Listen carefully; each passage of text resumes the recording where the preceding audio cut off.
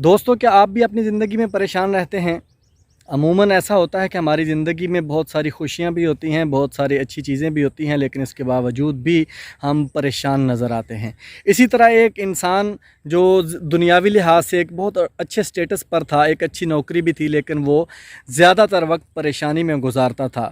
اس نے اپنے دوست کے ساتھ اس چیز کا اظہار کیا، اپنی پریشانیاں جو اس کو آتی تھیں، جن کو وہ فیس کرتا تھا، وہ اس نے ان کا اظہار کیا اور پوچھا کہ میں ان کو کیسے ختم کروں۔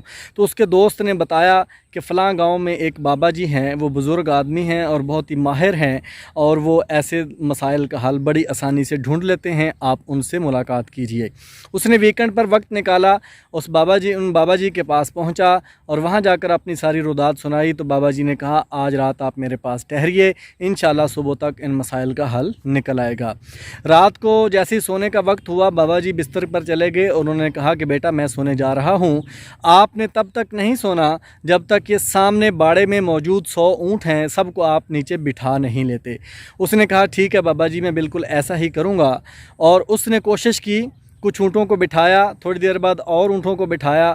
ساری رات وہ کوشش کرتا رہا، لیکن 100 کے 100 اونٹ وہ نہ بٹھا سکا۔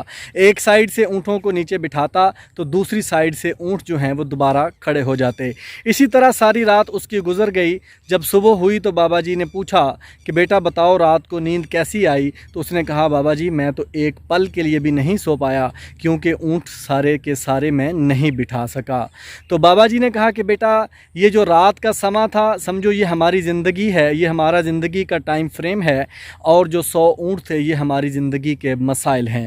اگر تم اسی طرح مسائل کے پیچھے بھاگو گے، ان کو اسی طرح پینک میں آ کر حل کرنے کی کوشش کرو گے، تو کبھی بھی کوئی مسئلہ حل نہیں ہوگا، اور ایک مسئلہ حل ہوگا تو دوسرا مسئلہ آ جائے گا۔ مسائل کے ساتھ زندہ رہنا سیکھو، اور ان کے ظاہری اسباب جو آپ کر سکتے ہو ان کو پورا کر کے آرام کی نیند سو جایا کرو۔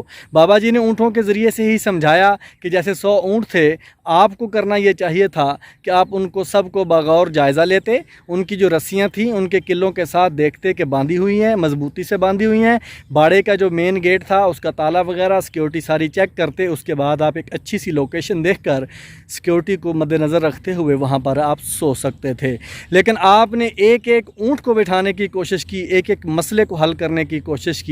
ایسا ممکن نہیں ہے۔ اس طرح تو آپ اپنی زندگی میں جو اچھی چیزیں آپ کے پاس ہوں گی، جو آپ کو سہولت دینے والی چیزیں ہوں گی، جو آرام دینے والی چیزیں ہوں گی، ان کا مزہ بھی آپ کھو دیں گے۔ اس لیے زندگی میں مشکلات آتی ہیں، پریشانیاں آتی ہیں، ان کے ساتھ زندہ رہنا سیکھیے، اور جو حل ہوتے جائیں ان کا شکر ادا کیجئے۔ جو مسائل موجود ہیں ان کے بھی حل ضرور مل جائیں گے۔ اور زیادہ تر مسائل کا جو معاملہ ہے وہ ہمارے خیالات سے ہوتا ہے۔ اپنے خیالات کو پاک کیجئے، مثبت کیجئے، اور جو معاملات ہیں ان کو اچھے طریقے سے ظاہری اسباب پورے کر کے اللہ پر یقین رکھ کر ان کو پورا کرنے کی کوشش کیجئے۔ انشاءاللہ زندگی میں آسانیاں ہی آسانیاں نظر آئیں گی۔